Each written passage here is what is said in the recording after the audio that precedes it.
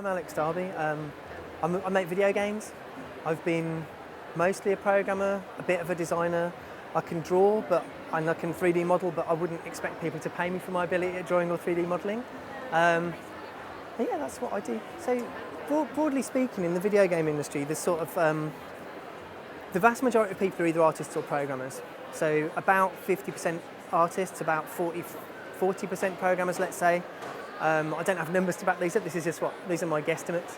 And then we've got around sort of somewhere between 5 and 8% of people are video game designers, and then the rest of it are production staff. And I don't want QA and audio people to think I've left them out, but audio people typically outsourced, so you kind of wouldn't count them under the headcount of a company. They're sort of a team of maybe 4 or 5 audio people might service 10 or 12 companies, so it's a small proportion.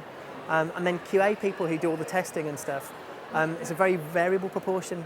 There's generally only a very small number of permanent staff doing QA. The rest of people tend to be sort of, for the last few months of a game, you might take on a load of temporary people to do it. It's not the ideal way to do things, but it's, constraints of money and stuff mean that that's the way it's done. Everybody's always looking for programmers and artists still. So there was a bit of a slump when the economy took a hit. One thing, actually, that's a really good thing to say about the video game industry, is that when the economy took a hit, there weren't less jobs for video game people.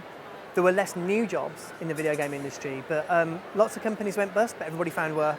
As long as you're sort of willing to move about, then the video game industry is there's quite an even level amount of work involved in it. So the one thing I would say is that the video game industry is not what you'd call, no job is stable.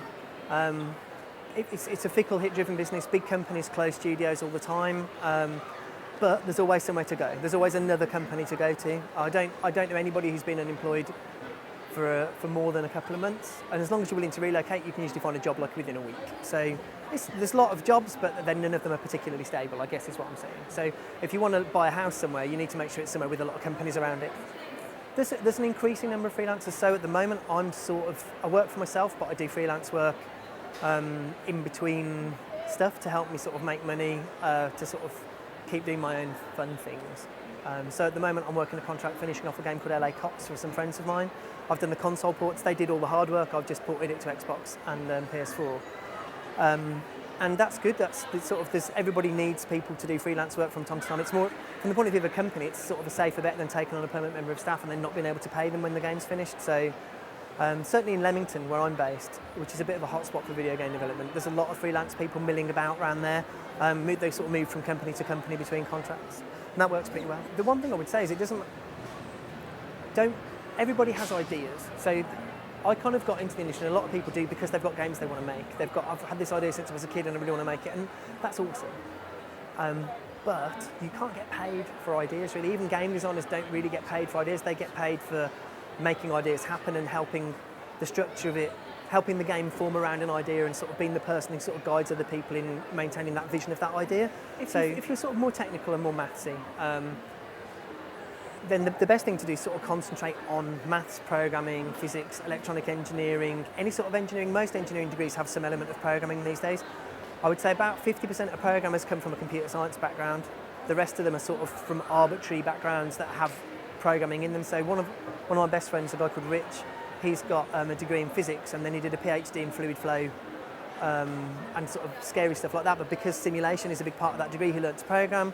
And so he got a job as a physics programmer, obviously, which is, again, there's a lot of specialisms. So stuff like graphics, that you have specialist graphics programmers because it's quite a specialist area, very maths intensive.